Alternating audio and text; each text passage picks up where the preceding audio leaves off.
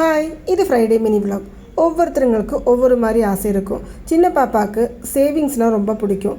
அவள் ஒரு 3rd ஸ்டாண்டர்ட்லேருந்து savings பண்ண ஆரம்பிச்சிட்டா. ஆனால் என்ன, அவள் பண்ணுற காசெல்லாம் நம்ம எடுத்துருவோம். அதனாலவே அவளுக்கு அந்த ஒரு இன்ட்ரெஸ்ட்டே போயிடுது. அது நம்ம எடுக்கக்கூடாதுன்னு நினச்சாலும் சம்டைம்ஸ் நம்மளுக்கு அந்த ஒரு சிச்சுவேஷன் வரும்போது நம்ம அதை கண்டிப்பாக யூஸ் பண்ணியே தான் ஆகணும். அதனாலவே மீஷோலேருந்து ஒரு மணி பாக்ஸ் நான் ஆர்டர் பண்ணியிருந்தேன். அது கொடுத்ததுமே ரொம்ப ஹாப்பி ஆகிட்டா.